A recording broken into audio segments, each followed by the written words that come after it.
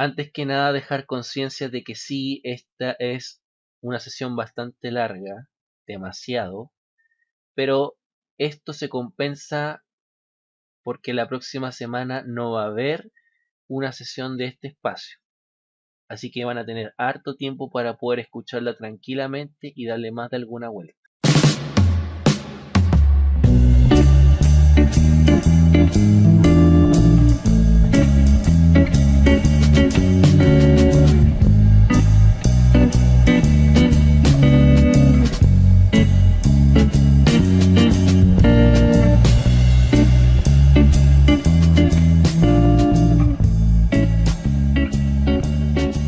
Hola, ¿cómo están? Bienvenidos a una nueva sesión de este espacio llamado Artesanía Política, donde yo creo que este va a ser uno de las sesiones más importantes que va a tener este espacio respecto a su contenido.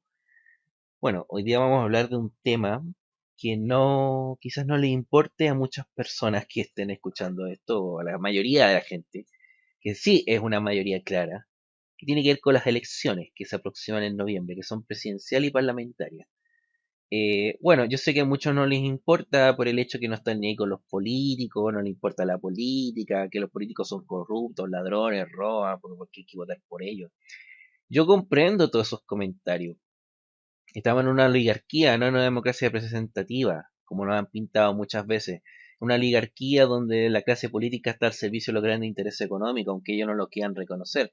Porque es cuestión de ver cuando de repente los parlamentarios sacan leyes que están a la medida de, no sé, de un ISAPRE, de alguna, de las importantes pesqueras, mineras, etcétera, etcétera. Pero lamentablemente, aunque ellos no nos representen, tenemos que estar en cierta medida dependiente, o sea, pendiente de ellos porque esos son los que tienen el poder político. Y ustedes dirán, no, si los que mandan aquí son los Luxi, los Mate, los Angelini, las familias poderosas, mentira. Ellos tienen el poder económico, pero el poder político los tienen la clase política. Y si ellos tuviesen, si ellos quisieran, podrían incluso rebelarse contra ellos. Ahora eso significaría ser borrados del mapa, pero es otra cosa. ¿Y qué significa tener poder político? Bueno, hacer ciertas cosas que afectan en nuestra vida diaria. Como por ejemplo, esto del aborto en tres causales. Eso es, aunque ustedes quieran o no, gracias a los políticos que tenemos. Si el día de mañana, por ejemplo, el día el IVA está al 19%, si lo suben al 25%, eso va a ser gracias a los políticos. Y eso te va a afectar directamente. Esa gente que dice, no, es que de repente no nos afecta, sirve para nada, lo que hacen los políticos no afecta en mi vida. Mentira. Se quieren subir el IVA al 25% y vaya a ver de un día para otro que todo está más caro. Eso va a ser gracias a los políticos. Si por ejemplo el día de mañana, no sé, en realidad el pase el Transantiago sube a 1.000 pesos de golpe, eso va a ser gracias a los políticos. Entonces, por eso te digo, yo con esto no quiero decir que es importante votar o no. Lo mismo, bueno, también significa que hay que estar pendiente de lo que hacen en cierta medida, de que no hay que perderles un poco el rastro, porque también esa es la pretensión de sistemas políticos como este, que la ciudadanía no esté pendiente de ellos para que puedan gobernar libremente y así preocuparse de la menor cantidad de gente posible. Bien, después de esta pequeña reflexión, bueno, vamos a hablar un poco de las elecciones. Hay elecciones presidenciales y parlamentarias en noviembre. Ah, y también de Cores, pero en realidad esa no sé por qué no tiene tanta repercusión. Bueno, vamos a una pequeña pausa musical, de ahí primero pasamos a las presidenciales y después a las parlamentarias.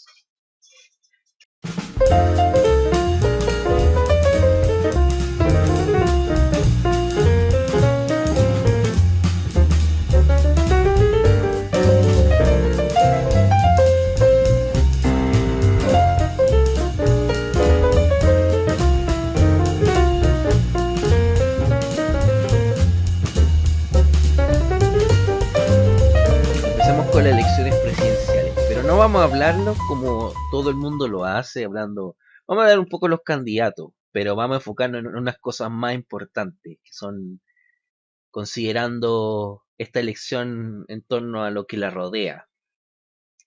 a nivel de estructura política. Bueno, esta elección significa que es para elegir presidente de la República, que es la cabeza del Poder Ejecutivo, que es el representante del país, se supone. Es el representante legal que tiene el fisco, que es la persona jurídica del Estado, para adquirir ciertos deberes y obligaciones. Y también es nuestra cara visible ante otros países. Bueno, esa es entre otras cualidades que tiene. ¿Ya? También es la cabeza del gobierno, se designan las principales autoridades del Ejecutivo. Bien. Hay dos cosas que han variado que son importantes para nosotros en la elección de presidente. Una es el voto extranjero y la otra es la inscripción automática del voto voluntario, que a pesar de que ya se estrenó en la elección pasada, sus repercusiones hay que tenerlas todavía presentes porque no se han asimilado del todo. El voto extranjero, a ver, pero antes de decir esto, creo que tengan claro una cosa. Todas las reformas de corte electoral siempre se realizan por un sector político con el fin de ser beneficiado ese mismo sector, en desmedro de sus adversarios políticos, ¿ya? Con la chiva de que es para mejorar la democracia, para mejorar la participación ciudadana, etcétera, etcétera, etcétera. Eso no es solamente ahora que gobierna la nueva mayoría, o antes cuando gobernó el gobierno Piñera, o durante estos 27 años de post-tiranía. Eso ha sido una constante desde el siglo XIX, desde que existe república. Ejemplos históricos podría darles muchos, pero no vienen al caso, así no me quiero extender más de lo necesario. Con respecto al voto extranjero, es una reforma electoral que se hizo en este gobierno con el fin de que entrara un poco de votación que suele ser de izquierda o de centro izquierda, porque parece que por alguna razón la gente que está en el extranjero, como en países donde hubo, exiliados por la tiranía, como Suecia, por ejemplo, hay una votación más de izquierda. Entonces la nueva mayoría, aunque fuese mínima y solamente afecte en décimas, estoy hablando de un 0,05% del electorado, cosas por ese estilo, quiere contar con ellas porque pueden ser cruciales a la hora de un momento clave. Yo estoy seguro que en una elección con voto en el extranjero, nunca van a votar todos los extranjeros, primera cosa. Nunca, yo creo que va a ser difícil. Porque siempre hay extranjeros que por más que quieran Chile y todo, nunca van a pensar, oye, si nunca voté en Chile es porque voy a querer votar ahora, no sé. Ese pensamiento puede ser válido. Pero la gente que vota podrá influir cosas de décimas, o centésimas, mejor dicho. A lo más un 0,5, un 0,3, una cosa así.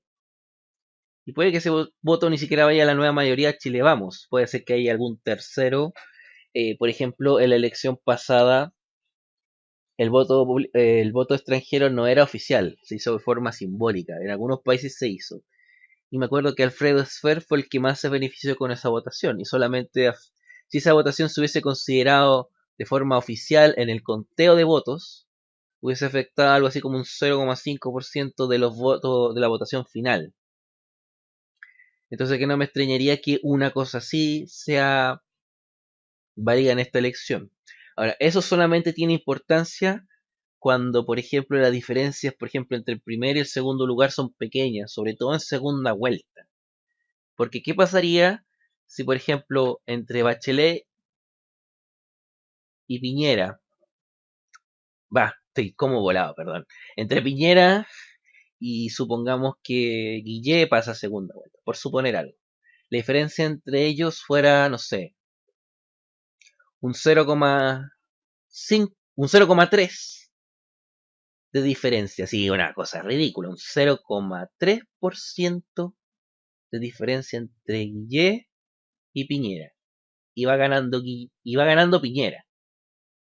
Y con la votación del extranjero se da vuelta. Es decir, que Piñera termina ganando la Guille.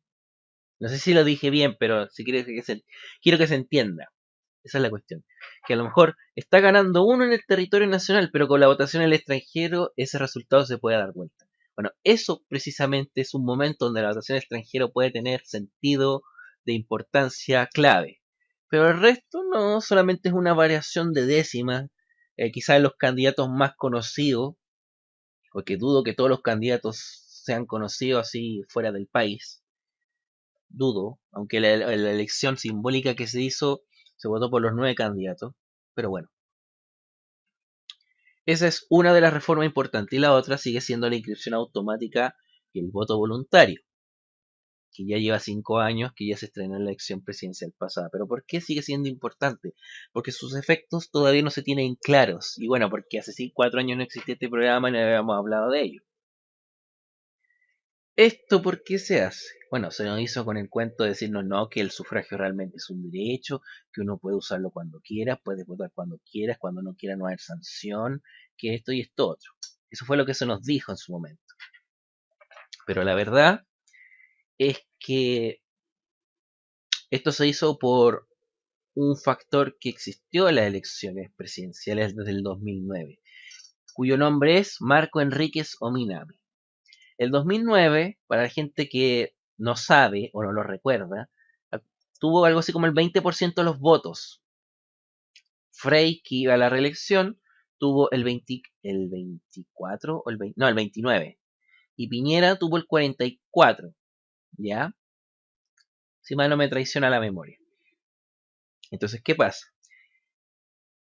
Desde el 99 a la fecha, y sobre todo en esa elección donde Marco Enrique Minami se presenta por primera vez y realmente era la voz del cambio, o se pintaba como la voz del cambio, siempre la nueva mayoría dependió de la segunda vuelta de siempre negociar con los candidatos chicos. Generalmente era un candidato, en 99 era el candidatura del Partido Comunista o de ese sector donde el Partido Comunista lideraba. El 99 fue los votos de Gladys Marín, principalmente. El 2005 fue lo de Juntos Podemos. El 2009 a eso se le quiso sumar la votación de Marco Enrique Minami. Aunque Marco Enríquez nunca apoyó a Frey de forma implícita, o sea, de forma explícita, lo dijo implícitamente como el candidato del 29%, eso fue lo más cercano a un apoyo que se dijo. Y bueno, aunque claro, los votos nunca se trasladan de forma así como quien endosa un cheque, no. Obviamente el electorado en segunda vuelta cambia la cantidad de gente que vota y todo. Pero eso era más rígido cuando el voto era obligatorio. Era más rígido. Eso es verdad. Entonces, ¿qué hicieron el gobierno de Piñera? Dijeron, bueno, le vamos a quitar a la nueva mayoría ese apoyito que siempre tenían en segunda vuelta, que era el candidato comunista, un candidato izquierda que iba por fuera, todo esto. ¿Cómo lo hacen? Inscripción automática, voto voluntario. Porque ahora toda esa gente que, por ejemplo, vota por los candidatos que son más de izquierda, que siempre quedan afuera, ahora van a ir a no votar. Entonces, al no votar se pierden toda esa cantidad de votos que a lo mejor pueden haber terminado en la nueva mayoría. Esa fue la idea de la reforma. Bueno, eso en cierto sentido tiene un efecto negativo porque todos los candidatos que no pasaban a la segunda vuelta pierden su oportunidad de que los candidatos que sí pasaron a la segunda vuelta los consideren. Porque generalmente todos los candidatos que no pasan a la segunda vuelta, sus 5 minutos para ser importantes en una elección era ese, precisamente. Ahora no, porque ahora precisamente todos se pueden abstener, claro, ellos pueden hacer nada más ni todo. Y los que sí pasan a la segunda vuelta pueden, bueno, decir, ya nos apoyamos en lo indeciso o seguimos haciendo campaña y vamos a ver qué pasa. Pero eso fue realmente. Y eso hay que tenerlo en mente en esta elección. Si por ejemplo pasara Piñera con Guillé o Piñera con Sánchez, por dar ejemplos de posible segunda vuelta, van a tener claro el día de mañana que todos los demás candidatos, por más que pidan apoyos y cosas, los votos nunca van a estar. Capaz que solamente tengan que manejar electorado que sí estén seguros de que puede estar, pero una seguridad que no está del todo garantizada. Es una cosa bien extraña, pero se entiende lo que quiero decir, creo. Bueno, ¿se acuerdan que la gente que a lo mejor escucha este espacio por más de una semana, varias semanas, yo algo que dije fue que nunca voy a hablar de las candidaturas propiamente tal hasta que llegue ese día en que los candidatos estén legalizados ante el CERVEL? Bueno, ese día ya llegó. El 21 de agosto era el último día para legalizar candidaturas presidenciales ante el CERVEL. ¿Y por qué había que esperar hasta entonces? Bueno, porque antes del 21 de agosto ese proceso estaba abierto. Cualquier persona podía inscribirse antes o bien podía dejar las candidaturas. Por ejemplo, había gente que a medida que fueran pasando los meses podía inscribirse. Había gente que durante el proceso pudo haber dejado las candidaturas. Por ejemplo, entre medio se subió Navarro, Alejandro Navarro, y terminó inscribiéndose. Eso era algo que nadie esperaba. O el mismo Eduardo Artés. Son cosas que nadie esperaba. Y en el proceso gente se fue bajando. Acuérdense que hubo un momento que Ricardo Lagos era precandidato, acuérdense. Y en algún momento también se hablaba que José Miguel Insulza, y en algún momento se habló de un montón de gente. Carola Canelo también se hablaba que juntaba firmas, y no quedó.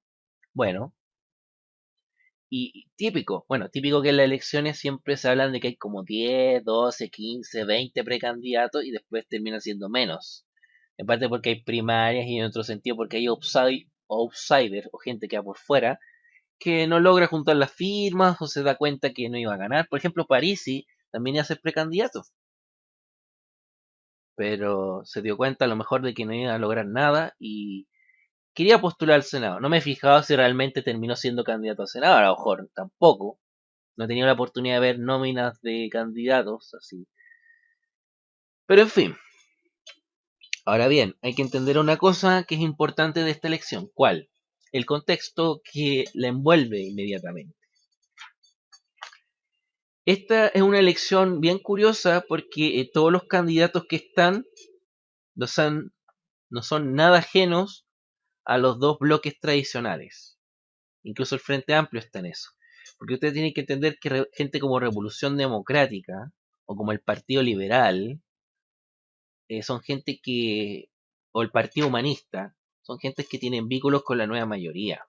Y esos son como los partidos más, bueno, son como los partidos más grandes y conocidos dentro del bloque, dentro de otros. Hay muchos más, pero son como los que más tienen apoyos y ciertos movimientos dentro del partido. O sea, del Frente Amplio. Pero todos los candidatos, si se fijan, son todos de la nueva mayoría, o vienen del mundo de la nueva mayoría, o de Chile Vamos. ¿Ah? Navarro, Alejandro Navarro, hay que recordar que fue diputado y senador por el Partido Socialista. Quiso ser candidato en el 2009. El 2009, de hecho, se salió de la que era la concertación para ser candidato presidencial. Y después se baja para su apoyo a Marco Enrique Minami. Casi fue candidato. O creo que lo fue, pero no sé si después se retiró igual. No sé cómo, no me acuerdo perfectamente. La Carolina Goich es de la Democracia Cristiana, ya ven. Marco Enrique Minami viene del Partido Socialista, hijo de Carlos Minami, ministro de Economía de Elwin y dirigente del Partido Socialista que tuvo renombre porque también fue senador.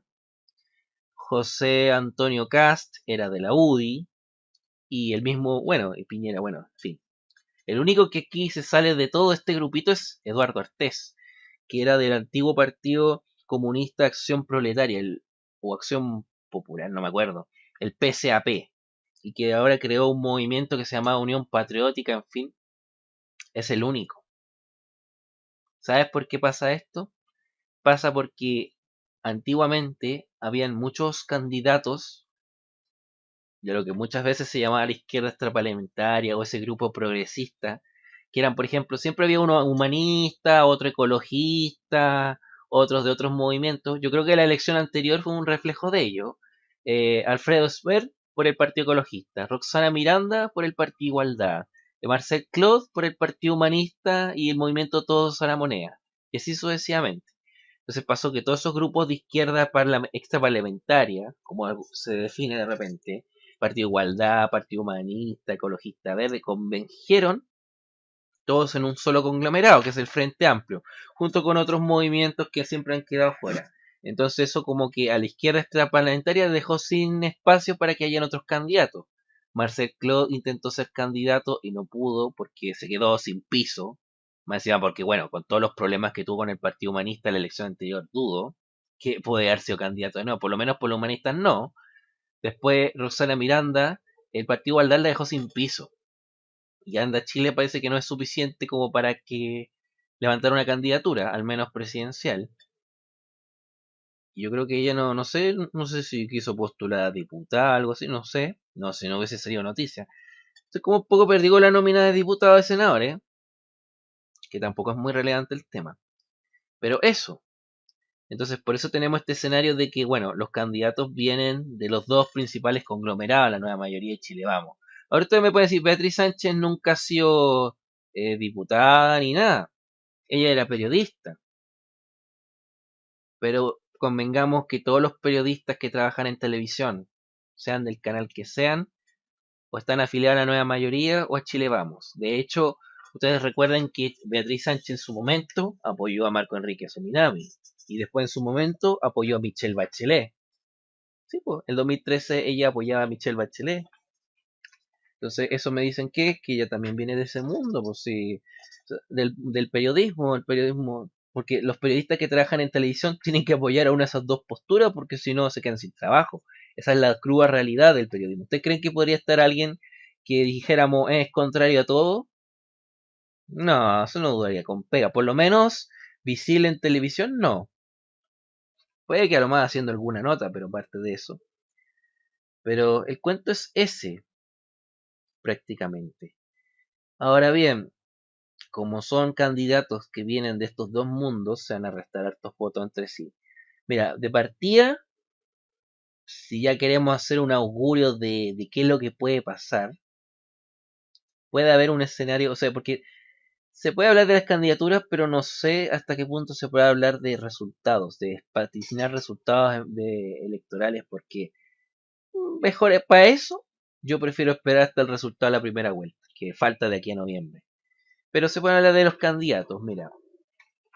Los candidatos que vienen de la nueva mayoría o del cercano a la nueva mayoría son Alejandro Guillé, Alejandro Navarro, Beatriz Sánchez, Carolina Goich y Marco Enríquez Ominami. Y de Chile Vamos, Sebastián Piñera y José Antonio Cast. Ahora bien, hay que hacer una pequeña variante. ¿Cuál? Que la gente que apoya a Carolina Goich en la DC es gente más cercana a la derecha, al mundo donde está Piñera. Es esa derecha que existe en la democracia cristiana que se identifica, por ejemplo, con los Walker, con Andrés Saldívar, con Eduardo Frei, Ruiz Tagle, con Jorge Pizarro, qué sé yo, dirigentes importantes, con Mariana Elwin, con dirigentes importantes de la DC, con Guterres Martínez también, o la Soledad Alvear, que es su esposa, con ese tipo de gentes que son los dirigentes importantes de la DC, bueno, un sector importante de dirigentes de la DC. Y ellos son generalmente de derecha y aunque no lo crean, hay gente de derecha que se identifica con ese mundo de la DC. Son esas DC que, por ejemplo, en primera vuelta apoyan al candidato de la concertación, o apoyan al candidato de la concertación, mejor dicho, y en segunda vuelta votaban por la derecha. Esa gente. Así que esa candidatura de Goich, yo creo que puede quitarle votos a Piñera.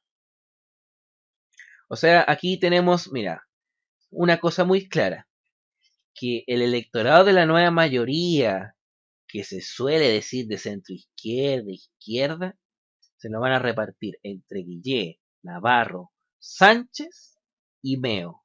Y quizás una parte de la DC vote por Goich. El resto se lo reparte. El de Chile Vamos, el de la derecha, se lo reparte entre Piñera, Cast y Goich. Ahora bien, los votos que le quiten aquí los punteros, ¿cuáles serían? Piñera y puede que Guillé o Sánchez. Supongamos que sea Guillé, solamente para dar ejemplos.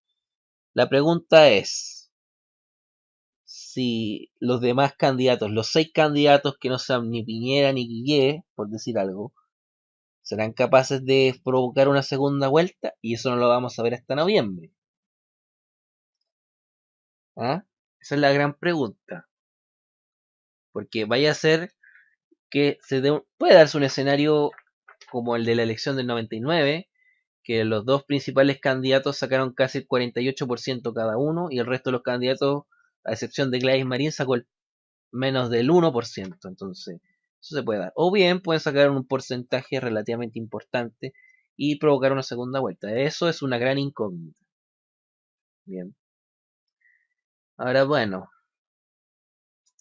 hablemos un poco. El único candidato que no pertenece ni a la nueva mayoría ni a Chile Vamos es Eduardo Artés. Que bueno, ya había dicho, él pertenecía al antiguo Partido Comunista Acción Proletaria, el PSAP, perdón, que supuestamente él se considera marxista-leninista.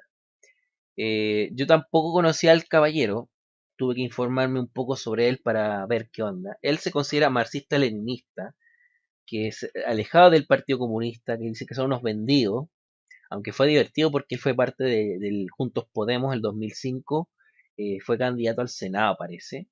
Y cuando vieron que cuando el Partido Comunista apoyó a Bachelet, se salió de Juntos Podemos, en fin, una cosa así. Estoy hablando del 2005, ¿sí? Y bueno, él decía, por ejemplo, que el último candidato marxista-leninista que se ha inscrito en una elección fue Elías Laferte el año 32. Bueno, eso para decir que todos los comunistas que vinieron después de eso no, bueno, candidatos comunistas en realidad a la presidencia de la República, si uno lo piensa, después de Elías Laferte creo que no había ninguno. Hasta Gladys Marín. Por eso está diciendo que ni Gladys Marín, por ejemplo, ni... ¿Quién más? ¿Nadie más? Ella no era marxista-leninista, eso en el fondo está diciendo. En fin, y él se considera eso y eso representa. Y que, por ejemplo, sus referentes en el mundo son Corea del Norte y el actual gobierno de Venezuela encabezado por Maduro. Ahora, si me lo preguntan a mí, opinión personal, yo espero, personalmente hablando, yo espero que ese tipo de candidaturas no tengan mucho apoyo. Ojalá, o sea, para mí ya más del 1% un tipo de candidatura así sería, tiene apoyo igual, cierto apoyo. Porque la verdad sea dicha, estamos hablando de una candidatura que, no sé, apoya a gobiernos completamente autoritarios, como el de Corea del Norte, aunque en realidad, claro, autoritarios, está bien dicho, aunque en realidad el de Corea del Norte para mí es prácticamente un fascismo, es completamente totalitario. Y el de Maduro es una dictadura, de un gobierno autoritario. Pero ese tipo de cosas, por lo menos a mí no me gustan, porque yo me siento demócrata. Y a mí me gusta la democracia representativa. Y bueno, así como no estoy conforme con el régimen político que existe en Chile, tampoco estoy conforme con lo que pasa en Venezuela, ni con lo que pasa en Corea del Norte. Son esas candidaturas que los especialistas, los politólogos, los cientistas políticos, los sociólogos que se dedican a la política llamarían candidatura de nicho. Apuntan a la gente que comparte esa idea, a la gente como que se siente identificado con esa idea y sería. Y ahí se quedan. Y no están interesados en agarrar más electorado, en agarrar más votos. Van a tener su pequeño grupito ahí que voten por ellos y sería. Ahora ustedes me dirán, bueno, y entonces, ¿por qué alguien así se postula a la presidencia si no puede ganar? Pero es que ahí hay algo clave. No vean las elecciones presidenciales solamente para ganar o no, solamente ganar la presidencia. Las candidaturas presidenciales son una tribuna importante para transmitir mensajes.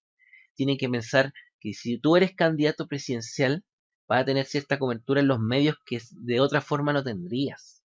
Vas a salir algo en la tele, en la radio, en revistas, en medios digitales, en diarios convencionales. Te pueden entrevistar en ciertos programas. Si hay debates donde, por ejemplo, estén, bueno, aunque para mí nunca son debates, yo diría más bien que son foros, aunque intentan haber intervención y todo, pero pongámosle debate. Si hay debates entre todos los candidatos, va a estar él y él va a tener tribuna para decir lo que tiene. Va a tener franja televisiva y la franja, aunque el día de hoy ya nadie la ve, salvo la primera, porque siempre dicen que la primera es la importante y el resto ya no importa. Para eso de repente pienso que ya de franja un solo día.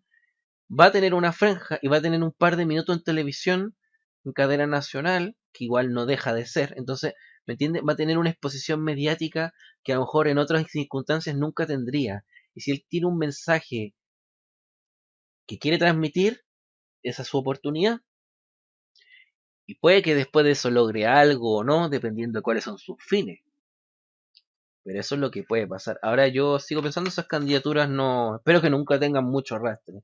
Porque si esas candidaturas llegan a tener una votación importante, lo que uno tiene que pensar es que en Chile ideas de tener gobiernos autoritarios, totalitarios, cercanos a lo que son los fascismos, como lo que es en Corea del Norte, aunque sean comunistas, están calando hondo en nuestra sociedad. Y eso, por lo menos para mí, sería preocupante.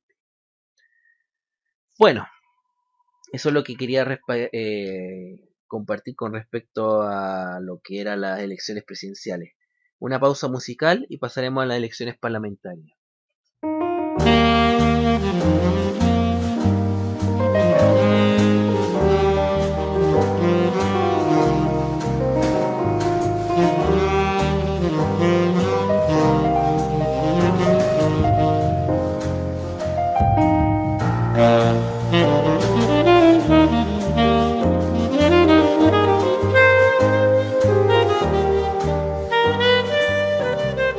Ahora pasemos a lo que son las elecciones parlamentarias. Como en esta sí que yo no voy a hablar de candidatos propiamente tal, de tal región, de tal comuna, porque yo creo que para eso están los medios de comunicación convencionales. O sea, para estar repitiendo las mismas cosas que digan en la tele, en la radio, en los diarios, en otros medios, diarios digitales, redes sociales. No, gracias. Más o menos el mismo estilo que tuvimos en el apartado anterior. Bien, ¿a qué nos referimos hoy? Bien, primero que todo, avisar que hubo un cambio importante en esta elección de senadores y diputados. ¿Cuál? Ya no son 120 diputados, son 150. Ya no son 38 senadores, ahora son 50. Aumentaron. Y se nos dijo que ahora ya no van a ser electos por el sistema binominal, sino que van a ser electos por el proporcional inclusivo, le llamaron. Yo les voy a contar una cosa. El sistema para elegir a los parlamentarios ahora no ha variado mucho. ¿Por qué?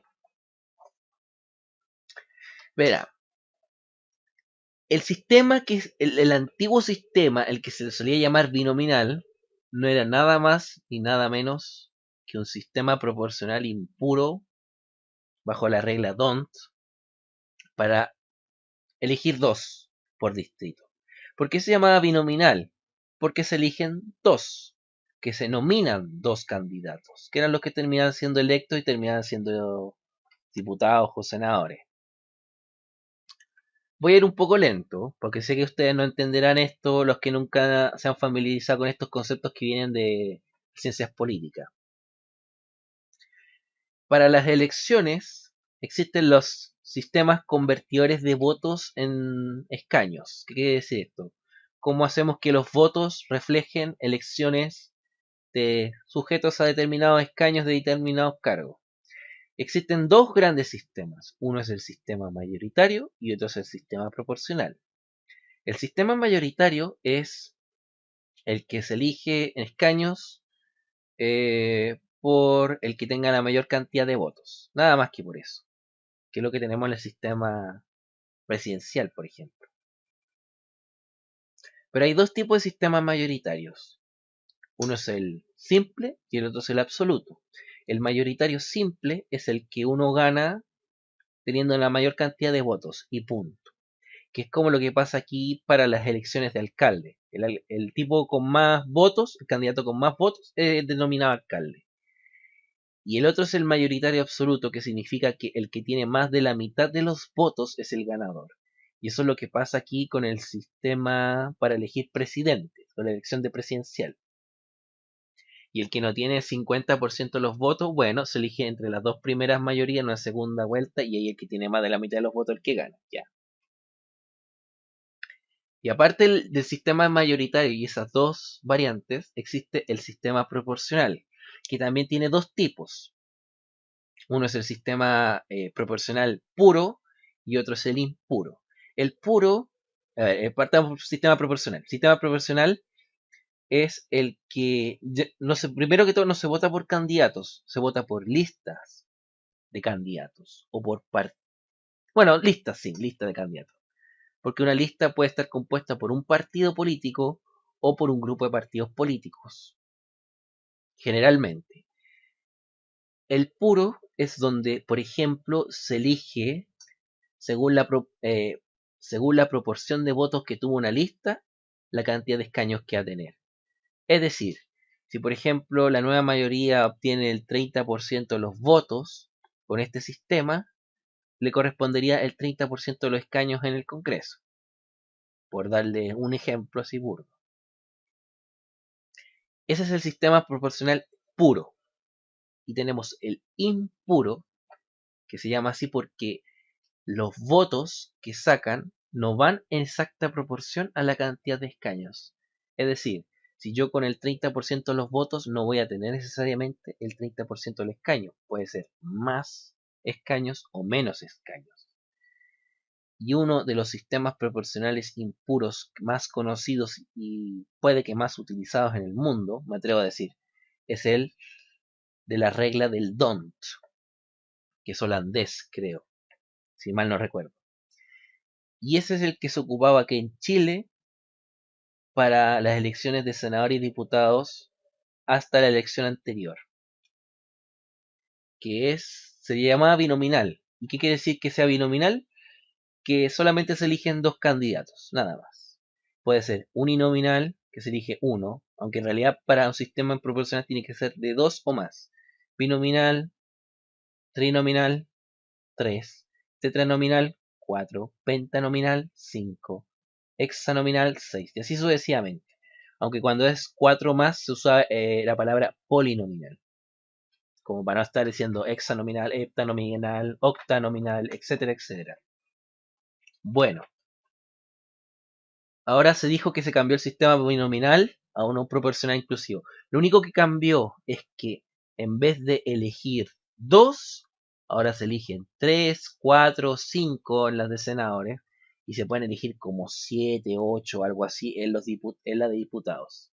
Pero sigue siendo el mismo sistema proporcional impuro bajo las reglas del D'Hondt. Yo no me voy a poner a explicar cómo funciona este sistema porque no me van a entender ni un carajo, porque así hablándolo no se entiende. Generalmente hay que mostrarlo con gráficas. Creo que tengo un video donde se explica exactamente dónde es y voy a dejar ahí la tarjeta si me recuerdo ponerla. ¿Ya? Eso por un lado. Pero lo que sí voy a decir es qué cosa tiene de particularidad para que tengan claro.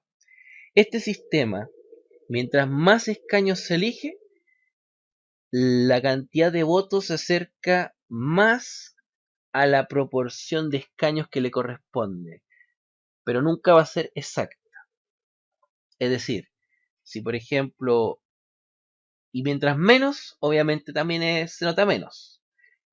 Cuando era binominal, cuando se elegían solamente dos, tenía ese problema, que se notaba mucho que, por ejemplo, si una lista sacaba el 50% de los votos, o sea, no sé, el 20% de los votos, de repente se quedaba sin escaño, porque quedó tercero.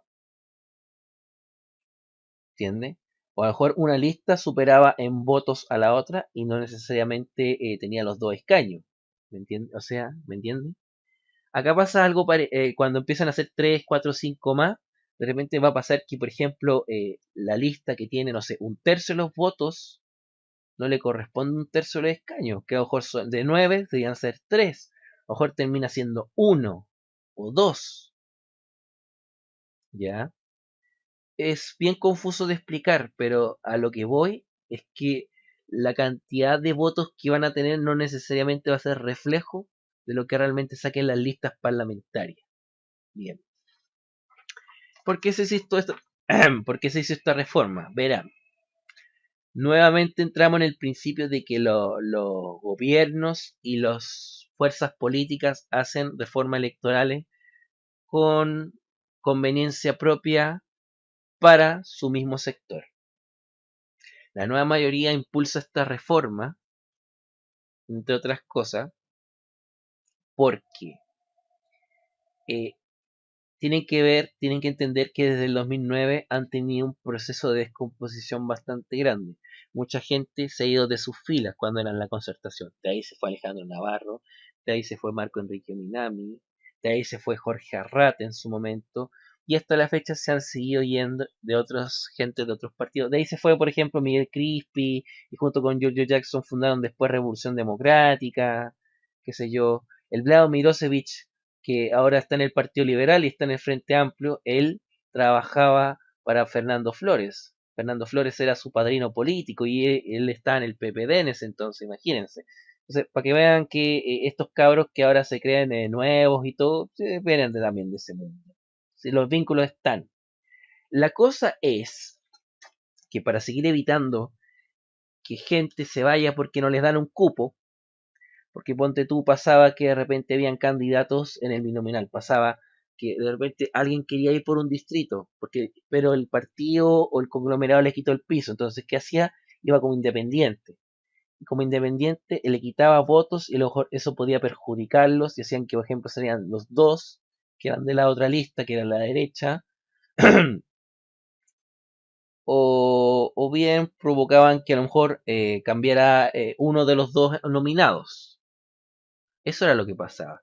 Entonces, para evitar estos problemas, hicimos este sistema. Que ahora, por ejemplo, pueden haber tres de un mismo partido, dos de un mismo partido, cuatro, cinco, ahí dependiendo de los pactos también. Entonces se evitan que salgan gente por fuera, porque este sistema eh, castiga más a la gente que va como independiente. Porque tú para ser electo independiente tienes que por lo menos tratar de ganarle alguna de las listas. Entonces de repente por un pobre tipo que a lo mejor no es ni conocido o un diputado que quiere ir por fuera, si saca 10.000 votos a lo mejor no es nada contra los 40.000 que saca la lista menos votada, ¿me entiendes? Entonces esas cosas se evitan para que dejen de haber diputados, parlamentarios y otros por fuera para perjudicarlos a ellos mismos. Es una cosa así. Para eso se hizo esta reforma electoral.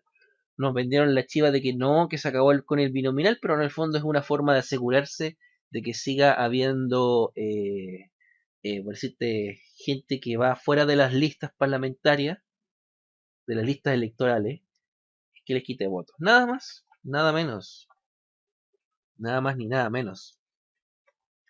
Ahora bien, también se hace para evitar las peleas de candidatos, porque a lo mejor antes querían ir dos PPD, pero no podían.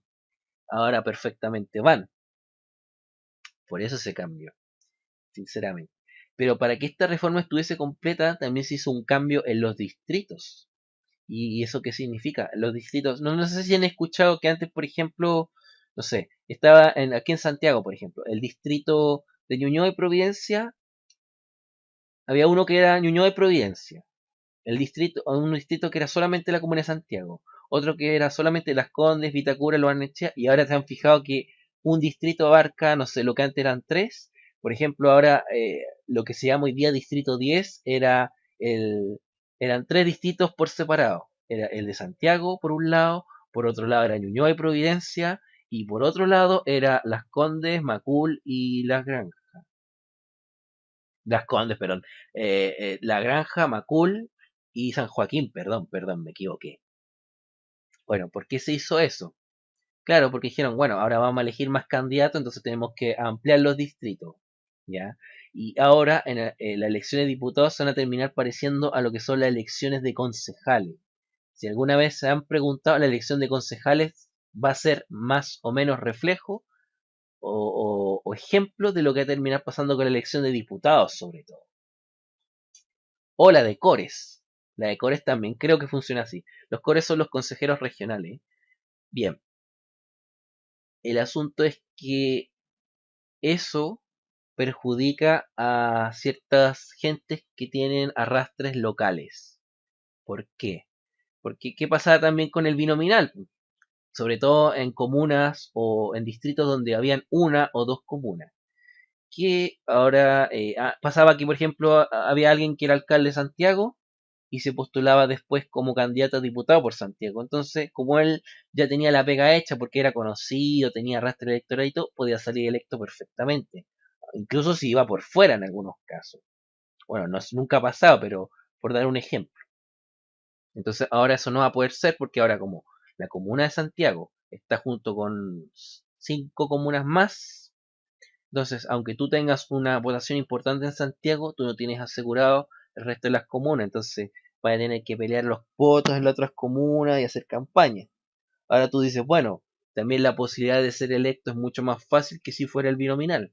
Pero eso no depende de ti, porque depende también de si tú tienes otros compañeros de lista que son tanto o más influyentes que tú electoralmente hablando.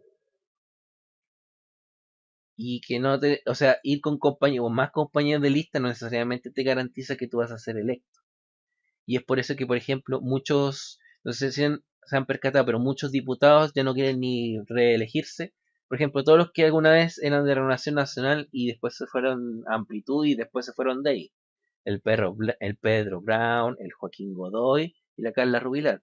Se van, bueno, en parte porque no tienen ni un futuro político, pero también si se hubiesen quedado hubiesen hecho el ridículo porque imagínate que no van a tener cómo ganar, pues si cada uno tiene, por ejemplo, sus votos en una determinada comuna, pero el resto, y para ir por fuera, no tiene ningún sentido, sería ir a ser ridículo, básicamente.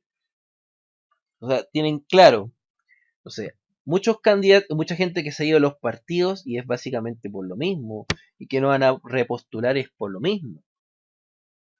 Por un lado puede ser eso buena idea porque van a dejar espacio para que nuevas personas ocupen el Congreso. Pero yo les digo una cosa, aunque haya renovación de caras, va a ser lo mismo porque como estamos en una oligarquía que va a seguir estando al servicio de los grandes intereses económicos, entonces pueden cambiarnos todos los personajes del Congreso, pero en ese sentido eso va a funcionar igual. Pero eso es básicamente la clave de la elección de senadores y diputados. Y bueno, está la elección de los cores, de los consejeros regionales, que son como los que acompañan al intendente, que no tiene un gran revuelo mediático, yo no sé por qué, pero yo creo que es por que tampoco son cargos muy importantes, son como los cargos de concejales. Los concejales, si uno se fija, tampoco son muy importantes. Y es porque como cuerpo colegiado, ni siquiera tienen grandes atribuciones. Bueno, eso ha sido todo. Después de esta larga reflexión que van a tener harto tiempo para poder escucharla tranquilamente, yo me despido. Espero que les vaya bien. Cuídense, nos vemos. Adiós.